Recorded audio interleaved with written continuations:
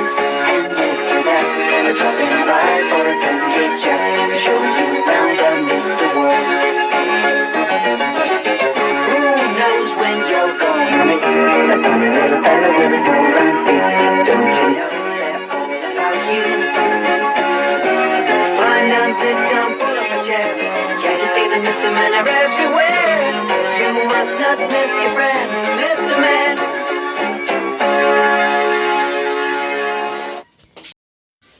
Monsieur à l'envers était un drôle de petit bonhomme.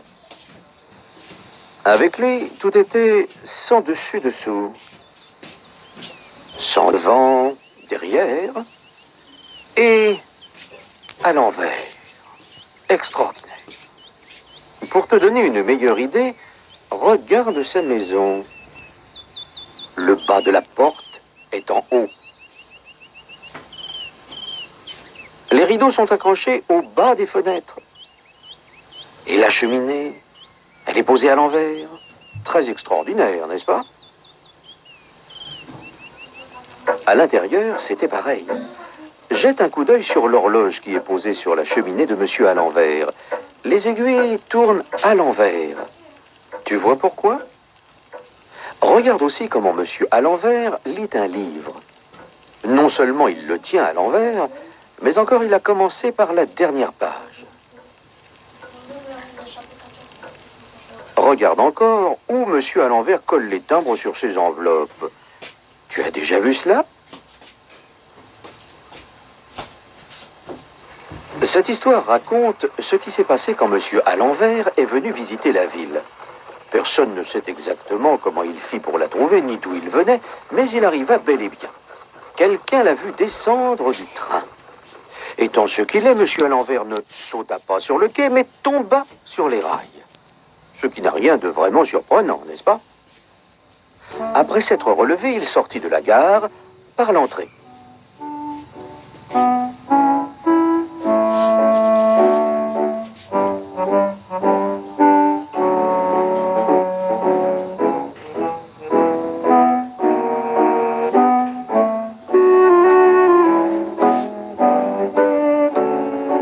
Puis il se mit à la recherche d'une chambre d'hôtel où passer la nuit.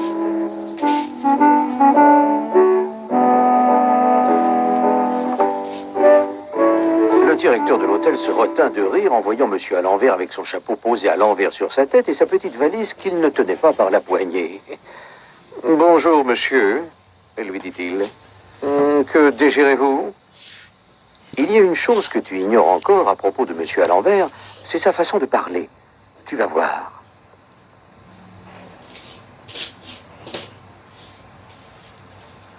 Jourbon, dit Monsieur à l'envers au directeur de l'hôtel. Une chambre voudrais. Le directeur se gratta la tête. Vous voudriez une chambre? Demanda-t-il. Oui, sûrement. Le directeur avait compris. Monsieur à l'envers prit l'ascenseur et se retrouva dans une chambre. Il défit sa petite valise, mit son pyjama et se coucha. Son voyage, quelle qu'en soit la longueur, l'avait fatigué. Le lendemain, Monsieur à l'envers visita la ville. Mais que d'embarras il causa. Il prit tout d'abord un taxi et troubla tellement le chauffeur en tentant de lui expliquer où il voulait aller, à droite, à gauche, non à gauche, non à droite, non à droite, à gauche, que le pauvre homme percuta un feu rouge. Monsieur Pauvremont, dit Monsieur à l'envers. Désolé suis-je. Puis il entra dans un grand magasin du centre-ville. Il monta à l'étage et s'arrêta devant un rayon. Chaussettes paire 1-2, je voudrais, dit-il à la vendeuse. Vous voulez une paire de chaussettes? Dit-elle avec un sourire.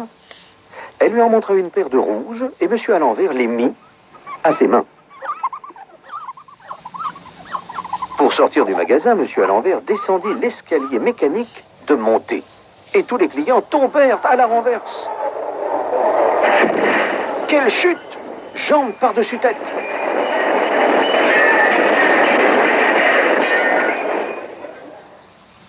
Ce jour-là, Monsieur à l'envers fit toutes sortes de choses à l'envers. Il inventa un nouveau système de porte, retourna tous les robinets de la ville, fit du patin à roulettes sur ses mains, peignit avec le manche d'un pinceau. Puis il se rendit dans un musée et exigea qu'on suspende tous les tableaux à l'envers pour qu'il puisse les voir correctement.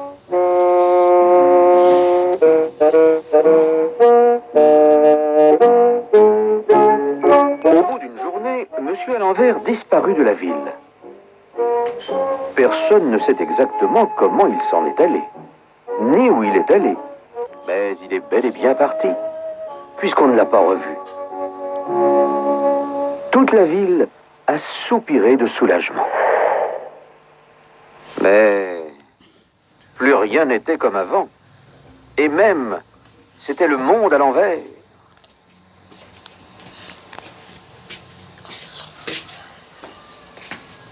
Les jours de nouvelles, cria le vendeur de journaux. Les jours de nouvelles, au lieu de crier les nouvelles du jour. Téléspectateurs, cher bonsoir, dit le présentateur de la télévision au lieu de dire bonsoir, chers téléspectateurs. Les gens disaient Jordan au lieu de bonjour, ou bien va comment ça au lieu de comment ça va. En fait, tout le monde parlait à l'envers, comme Monsieur à l'envers, et comme toi, si tu bien essayé veux, enfin, si tu veux bien essayer.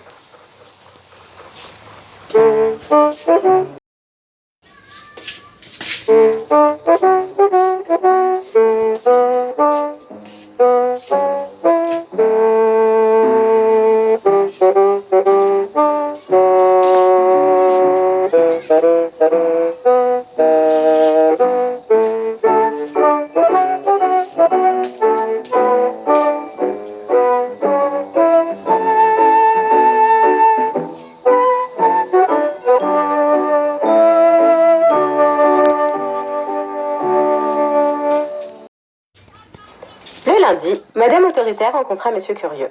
« Où allez-vous » demanda Monsieur Curieux. Madame Autoritaire répondit d'un ton sec. « Occupez-vous de ce qui vous regarde. »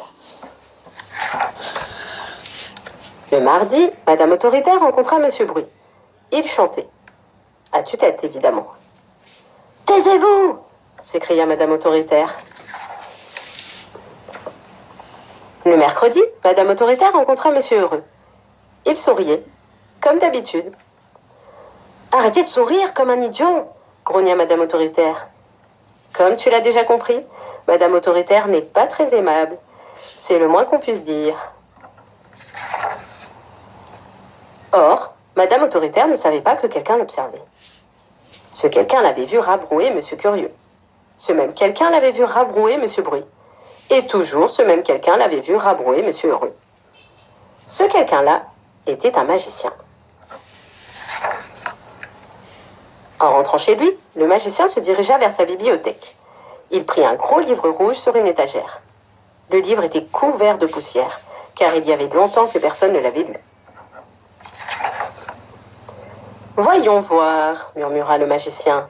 Il ouvrit le livre à la page 317. En haut de la page étaient écrits ces mots. « Traitement recommandé pour les personnes autoritaires. » Le magicien lut soigneusement toute la page, referma le livre, le rangea sur l'étagère et sourit. « Ce n'est pas bien sorcier, dit-il. » Le lendemain, c'est-à-dire le jeudi, Madame Autoritaire rencontra une personne qui dormait. Comme d'habitude, c'était Monsieur Endormi. « Réveillez-vous » ordonna-t-elle en lui pressant le nombril. « Aïe » fit Monsieur Endormi. Mais, derrière Madame Autoritaire, le magicien murmurait dans sa moustache. Il murmurait des paroles magiques. Des paroles qu'il avait lues à la page 317 de son grand livre rouge. Et tu sais ce qui est arrivé ? Soudain, comme par magie, et même vraiment par magie, 2 chaussures apparurent aux pieds de Madame Autoritaire. Madame Autoritaire regarda ses pieds avec terreur. 1 minute avant, ces chaussures n'étaient pas là. Et à présent, elles étaient là. Comme toutes les chaussures magiques, elles étaient douées de la parole. « Bonjour, gauche, dit la chaussure droite. Bonjour, droite, dit la chaussure gauche. Tu es prête? Demanda la chaussure droite. On y va, répondit la chaussure gauche. Et elles se mirent en marche. Gauche, droite, gauche, droite, gauche, droite. De plus en plus vite. Les chaussures entraînaient Madame Autoritaire avec elles. Elle la faisait marcher. Et Madame Autoritaire n'y pouvait rien. Monsieur endormi pouffa de rire. Bien joué, magicien, s'exclama-t-il. Les chaussures firent marcher Madame Autoritaire pendant 1 heure, à toute vitesse. Madame Autoritaire était très fatiguée. « On s'arrête ?» demanda la chaussure droite. « D'accord, » répondit la chaussure gauche. « Attention !» Et les chaussures s'arrêtèrent brusquement. Madame Autoritaire était essoufflée. Elle essaya d'enlever ses chaussures. Impossible. Le magicien était justement là. « Faites disparaître ces horribles chaussures tout de suite !» hurla Madame Autoritaire en tapant du pied. Ou du moins, elle voulut taper du pied. Et les chaussures l'en empêchèrent. « Vous obéissez, oui ou non? Je veux qu'on m'obéisse !» rugit Madame Autoritaire.